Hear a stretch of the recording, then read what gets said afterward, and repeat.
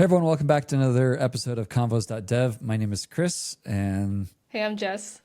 yeah, we're two DevRels who are friends and kind of like to talk about life and tech and everything in between. That's why we gather together every couple of weeks. So thanks for joining us again. And today, as we head kind of into a holiday season for a lot of people, we wanted to talk about how to unplug from work during the holidays.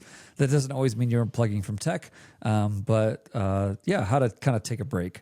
And usually, I think Jess and I probably are both like, we have too much going on. So I'm interested to learn how to do this so that I can do it as we head into the holidays. So Jess, tell us, how should we unplug from work during the holidays?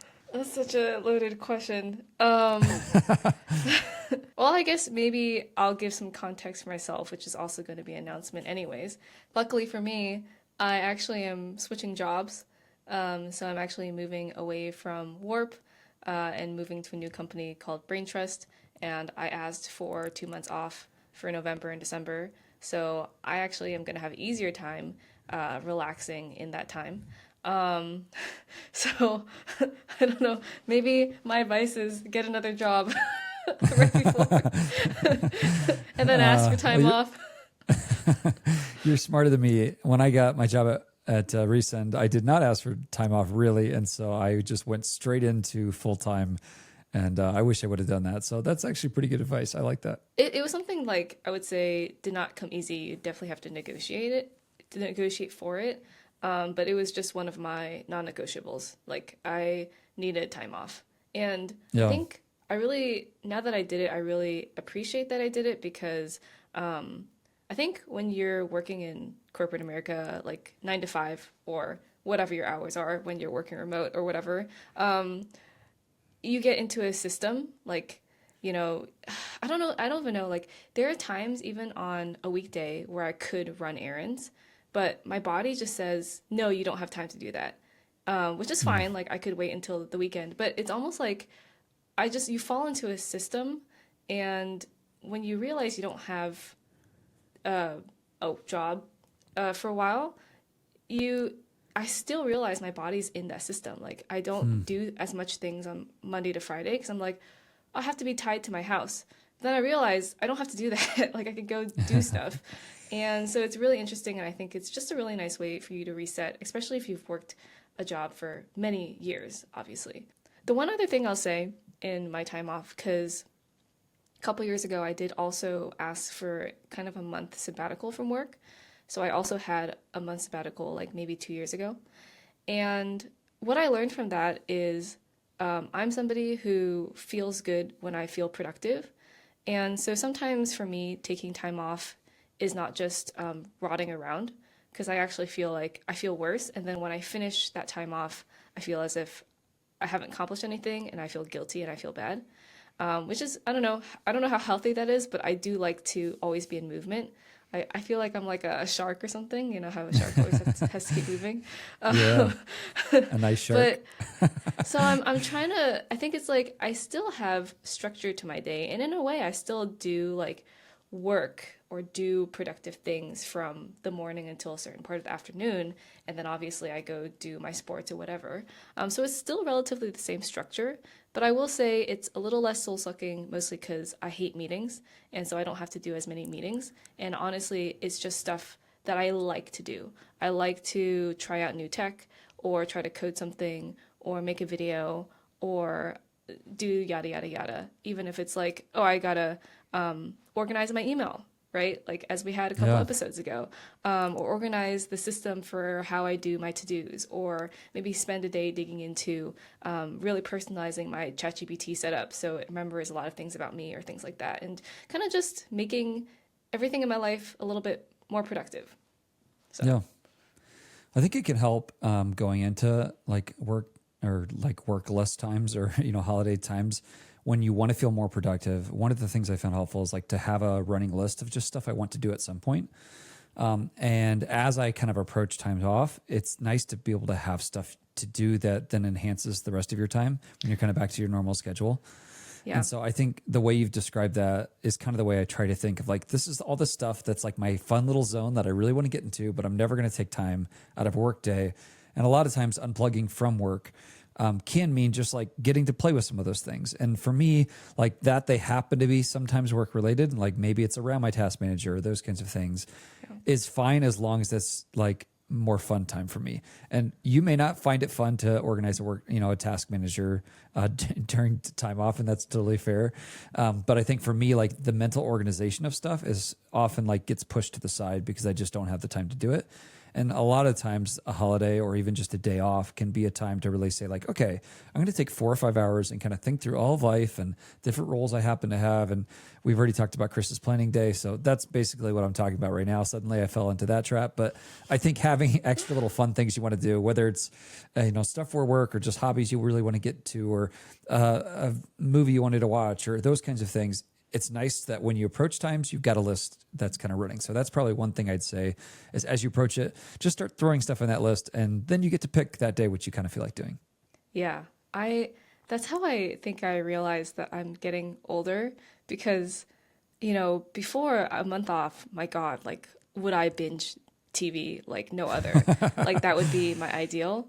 And recently I've been like, oh, I kind of just want to spend an hour, like, as you said, making things more productive for myself. Yeah. Like window management, task manager. And it's like crazy. I'm like, I don't want to watch Maze Runner for the third time. That's crazy. What is happening to me? SOS, send help. Yeah. Yeah, I think that, at least for me, the busier you get, the more you value like mental clarity around things. And I think for me, that's been the thing that's pushed me to use time where I have some time away to pursue that mental clarity. It's not really about always being productive as it is for me about being like mentally clear about what I'm supposed to be doing so that I can be all there when I'm supposed to be. Yeah. If you don't mind me sharing, so Chris recently had another Chris planning day. And I'm curious if there's anything you'd like to share about maybe what you're trying to focus on in the next couple months, if you'd be willing to share. Yeah, I don't know that I have like super specifics, but I can talk through some of the flow I went through. I sat down and like my first step was to write down like, here's anti-goals for today. Like I don't want to come out of this with a long list of to-dos. I don't want to come out of this with whatever. So I had a list of those, and then I had some goals for the day. Like here's what I want to do, and then I had projects for the day. So I'm so sorry this sounds like work suddenly, but for me, like it was just helpful to kind of scope out what am I trying to accomplish. Like when I finish the day, what do I want it to feel like? What's my takeaway? And then, like I often do, I started with my roles. So just wrote down different roles in my life, like a father, stuff with my church, those kinds of things, stuff at work. And I limited myself, which often is like a good creative boost, is to set some limits of like, okay, around these individual roles, I want to just look at the next, I want to look at just the next few weeks or a few months. I think I set out like a 3-month period. And like, what are the basic principles I want to be true in this role? So like, for instance, I want to be really consistent with the design team that when I say I'm going to produce something for them, I always do it on time. That's been an area I've struggled with. Like that's a huge, like stick to my commitments, I think is the way I wrote it. But that was what was in the back of my mind. So I had kind of principles for each. And then I went out of that and said like, okay, what are the big rocks for each month for those? So again, I limited myself to like, I only get 2 big rocks per role for each month of the next 3. If I can only do one thing. So that's kind of the way I went. So I don't know that I have like super specifics because they're so tied to the individual roles.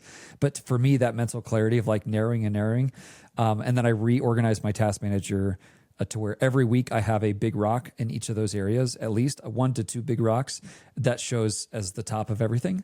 And then after I finish those big rocks or, whatever, by the end of the week, I have to have those ones done. But they're all tied to those principles. And then I have review cycles. So the other question I asked was like, what patterns have to be in place for me to keep all this running for the next 3 months? And so I think I came away with basically a big rocks for the next several months for all those roles, 1 or 2 big rocks for all those roles for each of the next 3 months.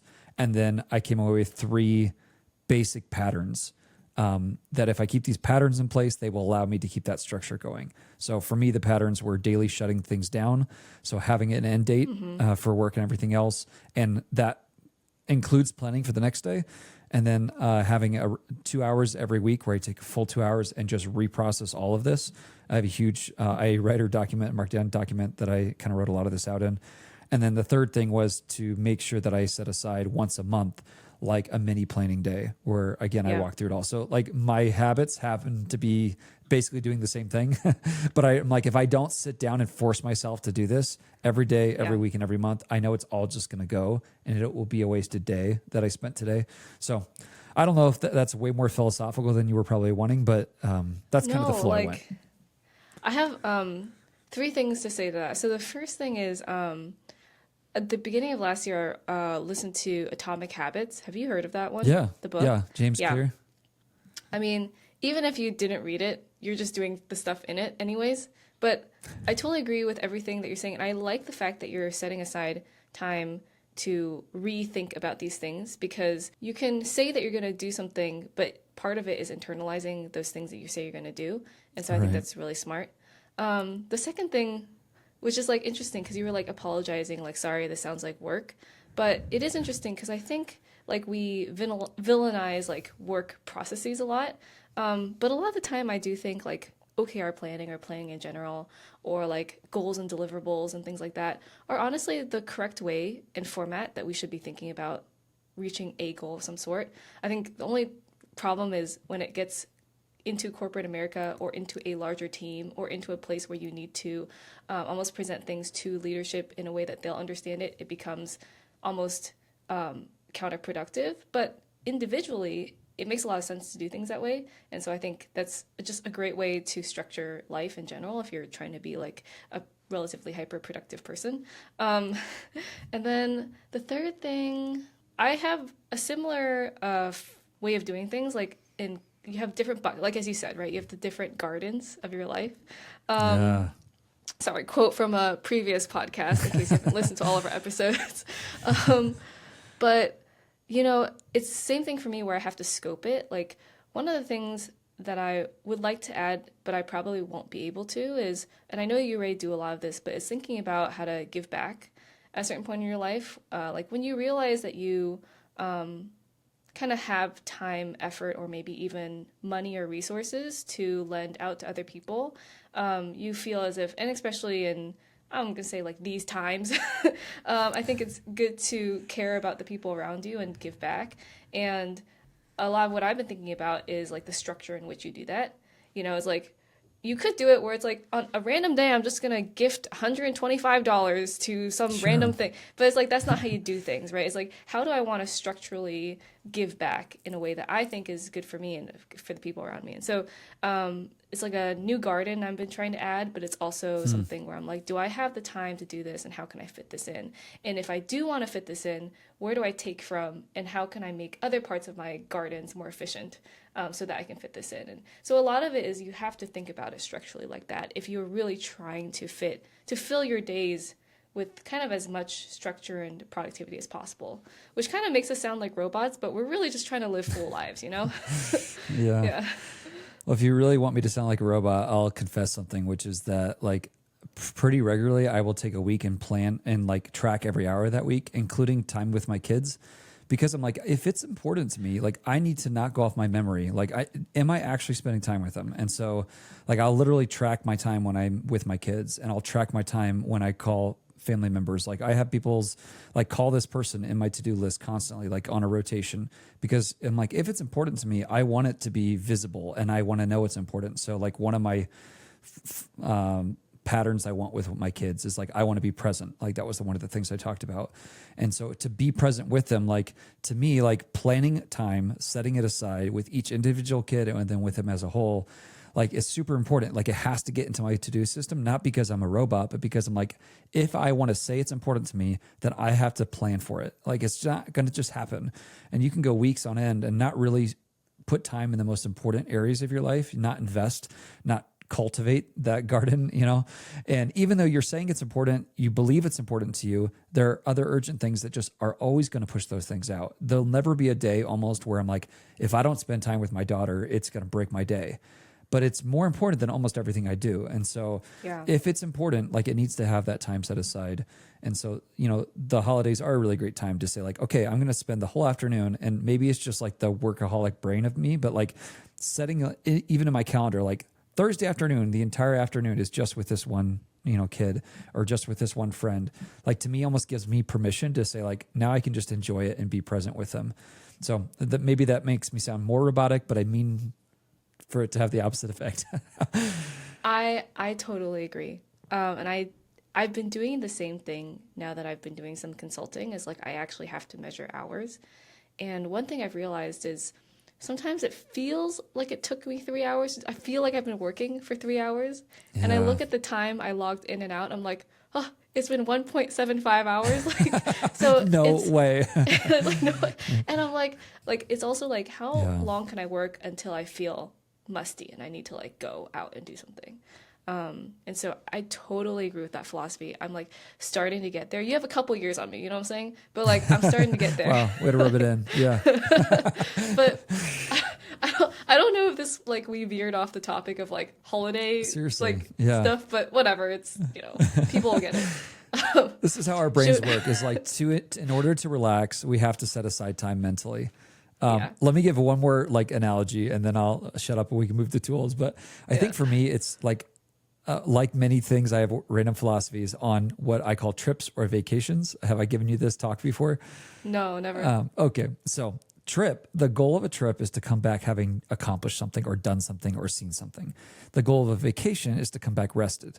And if you go on a trip and you come back rested, you did the trip wrong. And if you go on a trip and you come back, if you go on a trip and you didn't really see anything, but you feel rested, you did the trip wrong. And so like you can have trips inside of vacations and vacations inside of trips. But the point is like the purpose should drive what you do. And so for me, like when for instance, now that we've got the 3 kids and, most everything we do is always a trip. It's about building memories.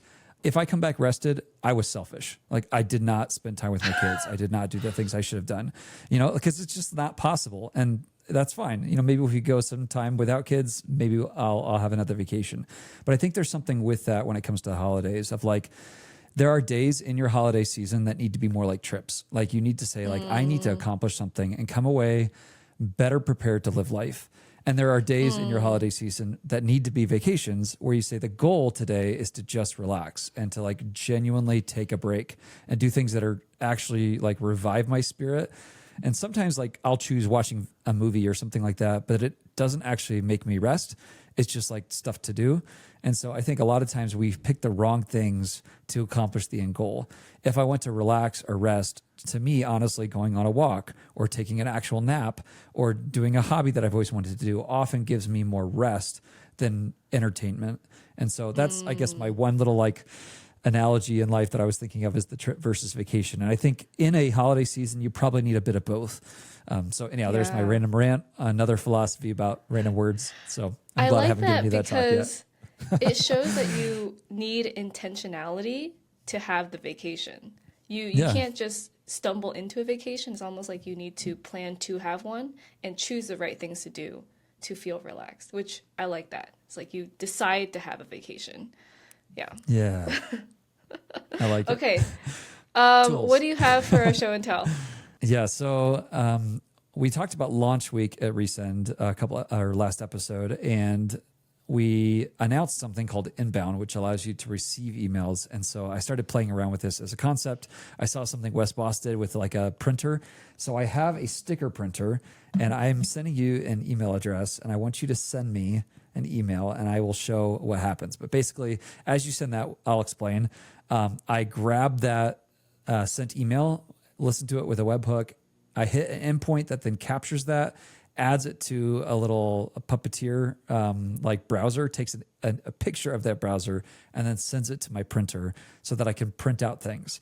So what I'll show you here is like the corporate thing that I showed our team. But I already sent Jess a video of my kid because I also had a separate setup where I used Google Gemini to generate coloring pages based on my kids' inputs. So they could literally ask it, make me a coloring sheet of this, and it would send it to my home printer instead. But this is the sanitized work version where I'm printing out emails from people. So anyhow, oh, here it comes. Very first one. All right, it says, from Jess, man riding a horse in a cowboy outfit. So there you go. But yeah, so it's been fun to play with. It's nice when work and play come together, and that's my show and tell. I love it because it's like it's always nice to see something physical come of something that's more conceptual or like an API that's Yeah. like you can't touch it. And so I really like demos like this. It's really, really cool. Yeah. How about you? What do you got? I'll also show mine when I edit it, but as I mentioned earlier, I spent some time. One thing I hated is I usually use ChatGPT to format my documents for me. Like I have to write contracts a lot or something like that. And I hate how it formats things. Like it looks really ugly, and I just like things to look visually good. And so like the spacing's all wrong, the colors are wrong, the text is all wrong, everything. And so I just spent some time. I have like this little prompt that I have saved in my ChatGPT memory, which will now format like my docs really well. And I'll show the before and after on my screen. But it's one of those things where it just saves me. Like every time I would spend 5 to 10 minutes hand formatting it after it gave it to me. And now I save myself 5 to 10 minutes every time I create a doc. So it's one of those things that saves me time, following with the theme of this, episode and all that. So, yeah. I love that. And I was just thinking we really need to do an episode where you kind of walk us through like where you're at currently with AI tooling, because you've kind of developed this expertise in the area. And I feel like a little bit of a dinosaur. Like I definitely use it a lot, but I don't think I use it like intelligently. So I'd love to pick your brain on how you like think about memory and with ChatGPT, or like how you develop tools, or like, yeah, I don't know. So we should definitely get something on the books like that for next year. We'll do that. 2026. 2026. Okay. What is your personal show and tell? Okay. So yeah, that was kind of a tool. My personal show and tell is this thing called Focus Friend, which like broke the internet. It's just this app, or like focus apps in general, but I don't even know if you can see that very well. But it's like this guy, John Green made, or not John Green, Hank Green, of the brothers. Yeah. Where you can focus and you have a little bean. And if you click focus, you can give a countdown timer, and like I can set it for 10 minutes and it will set on focus. And then as long as I leave it alone for 10 minutes, my little bean like knits a sock. And so you could trade the socks in to purchase things to build out your furniture in your room. So it's like a nice way to like force yourself to focus. So both that, and then I also use the focus mode in Raycast a lot, where you can set a certain time and block certain apps or allow certain apps, or even just have it without any kind of restrictions, but it just counts down and you kind of get a true sense of like, am I really focusing for those 30 minutes or 20 minutes or whatever you're doing? So focus type things have been really fun. And that focus bean in particular, he has got a nice little room built out at this point. I have not paid for anything. It's like almost I don't even know if you can monetizing see your it. focus time. Oh, I can see it now. That's so cute. Mine I will show also on screen. It is a product I bought from Amazon. It is a camera that you can attach to your chest. You wear a necklace that's magnetic under your shirt, and then you attach this little camera to your chest. And people use it to film, like to do vlogging. I've tried to use it to film like pickleball or football. It has been okay because in football it definitely falls off because it's magnetic. And then if I wear a loose shirt, it will like kind of move a lot. So I'm trying to experiment with wearing like a tighter shirt or things like that. It's a cool thing I've been trying. I've been trying to film more of sports, or trying to figure out how to film more sports stuff. So yeah. I mean, if you're winning everything and getting gold and everything, you need to take videos. You know what I'm saying? Maybe. We'll see. Oh, well, this has been fun. I know we didn't like totally maybe give everyone the best tips ever for holidays, but I do think if you're listening to this podcast, my guess is you think a lot like Jess and me. So maybe some of that kind of like detoxing our brain and like reorganizing our thoughts and using the holidays for those kinds of things was still helpful for you. But as always, Jess, thanks so much. And I'll see you next time. Thanks, Chris. See ya.